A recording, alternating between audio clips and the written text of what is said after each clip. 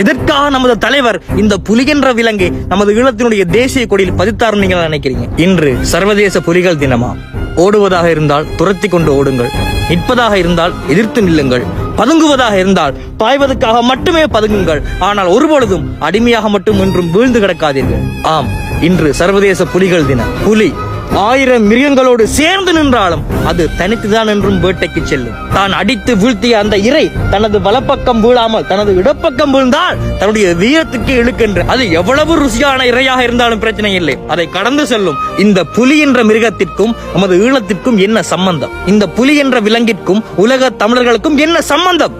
நமது தமிழரின் பண்டைய இலக்கிய காப்பியங்களில் தமிழர் என்றாலே அது புலிதான், புலி என்றாலே அது தமிழர் தான். தன் மகன் போரிலே தன் புறம் காட்டி தமிழ் மரம் கொன்றாள் என்றால் அவன் பாலுண்டு வளர்ந்த தன் மார்பை தன் கை வாள் கொண்டு வெட்டுவேன் என்று சூளுரைத்த சுடர்த்தாய் வழிவந்த இந்த தமிழ் இனத்திற்கும் புறநானூற்று வரி புலிக்கும் இடையிலான பாச பிணைப்பு. எதற்காக நமது தலைவர் இந்த புலி என்ற விலங்கை நமது ஈழத்தினுடைய தேசிய கொடியில் பதித்தார் நீங்க நினைக்கிறீங்க? நமது முன்னோர்களான சேர சோழ பாண்டிய பாட்டன்களின் கொடிகள் இருக்குதானே. உதாரணமாக சேர பாட்டனின் கொடி அது வில்லம்பு. வில்லிலே அம்பை இழுத்து விட்டால் என்ன நடக்கும்? அம்பு சீறிப்பாயும். அடுத்து நமது பாண்டிய பாட்டனின் கொடி மீன். மீன் என்ன செய்யும்? கடல் அலைகளின் மேல் சீறிப்பாயும். அதுபோல நமது சோழ பாட்டனின் கொடி புலி. புலி என்ன செய்யும்? தனது இரையை வேட்டையாட பதுங்கியிருந்து சீறி பாய்ந்து தாக்கும். இதைத்தான் நமது பாட்டன் புரட்சி பாவலன் பாரதிதாசன் பாடுறாரு பாருங்க. அலை மாகடல் நிலம் வானிலும் அணி மாளிகை ரதமே. அது என்ன அலை மாகடல் என்றா?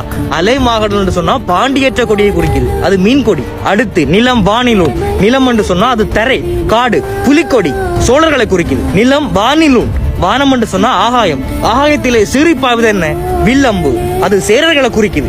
அதைத்தாண்டா வரலாற்றுல அலை மாகடல் நிலம் வானிலும் அணி மாளிகை ரதமே அவ ஏறிடும் விதமே உனது அதிகாரம் நிறுவுவாய். கொலை வாளினை எடடாமுக கொடியோர் செயலரவே குயவாள் ஒரு புலிய உயர் குணமாவிய தமிழா என்று வரலாற்றில நாம பாக்குறோம். அந்த வரலாற்று பிரசித்தி பெற்ற அந்த சோழர்களின் புலிக்கொடியைத்தான் நமது தலைவரும் விடுதலை புலிகளின் கொடியாக தேர்ந்தெடுத்தார்.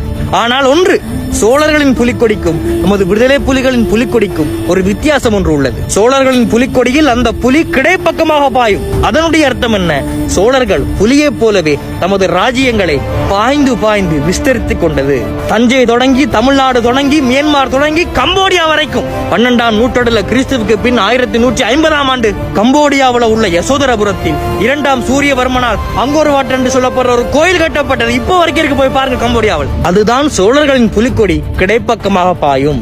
ஆனால் நமது விடுதலை புலிகளின் புலிக்கொடி நேர்பக்கமாக பாயும். நமது விடுதலை புலிகளோட கொடியோ இருக்கா பாருங்க, பதுங்கி இருந்து நேர்பக்கமாய்த்தான் பாயும். காரணம், அது மரணத்தை கடந்து விடுதலை நோக்கி பாய்கின்றது.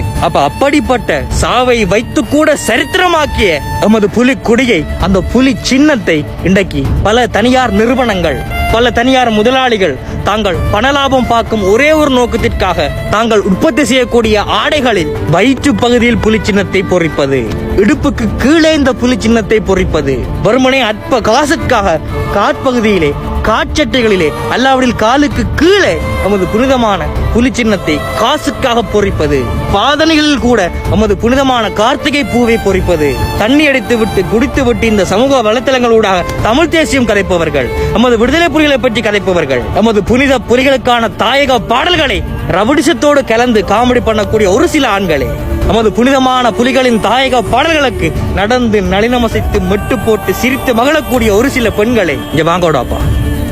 ஒன்று சொல்லட்டா, நீங்கள் எவ்வளவு செஞ்சாலும் நாங்கள் தாங்குவோம். ஆனால் நாங்கள் திருப்பி செய்ய வெளியிட்டா நீங்க தாங்க மாட்டீங்க. இந்த சமூக வலைத்தளங்களின் ஊடாக இந்த மாதிரியான இழிவான வேலைகள் செய்யக்கூடியவர்களே, இத்தோட எல்லாத்தையும் நிப்பாட்டிருங்க. காரணம், எங்களை போல உண்மையான தமிழ் இன வெறியர்களின் கண்ணில் அம்பிட்டீங்கன்னு சொன்னா கும்பிட்டு அலம்பிட மாட்டான். ஆகவே நமது புலிகளின் மாண்பை இந்த சமூக வலைத்தளங்கள் ஊடாக கொச்சப்படுத்துபவர்களே, இத்தோடு தெரிந்து கொள்ளுங்கள், எமது உயிருக்கும் மேலானது அந்த புலிக்கொடி. அதை ஆடைகள்ல பொறிக்கும் பொழுது நெஞ்சு பகுதியை தவிர வேற எங்கேயும் பொறிக்காதீங்கடா, வஞ்சகம் பிடிச்சவங்க. தாயக பாடல்களை கேட்டு கேட்டு ஏக்கத்துல போய் சேர்ந்தவன் ஆயிரக்கணக்கான பேர் இருக்காண்டா. அப்படிப்பட்ட எமது தாயக பாடல்கள் மாண்ப வரலாற்று புனிதத்தை வீரத்தை இந்த ரவுடிசம் கொண்டு 4 கட்டையும் வாழையும் தூக்கிக்கொண்டு அந்த புனிதமான பாடல்களை உங்களோட காமெடியான காணொலியோட இணைச்சி காமெடி பண்ணாதங்கடா, காமெடிங்களா. நாளைக்கு உலக நாடுகள் பார்த்து சிரிக்கின்றா, காரி துப்புண்டா. ஆகவே இந்த பதிவு யாரையும் வருத்துவதற்காக அல்ல, வெறுமனே திருத்துவதற்காக மட்டும்தான். இந்த பதிவு யாரையும் தண்டிப்பதற்காக அல்ல, வெறுமனே கண்டிப்பதற்காக மட்டும்தான். ஆகவே இந்த பதிவை பார்க்கக்கூடிய தமிழர்கள் நாங்கள் சிந்திப்போம். மற்றும் ஒரு பதிவில் சந்திப்போம். நன்றி, வணக்கம்.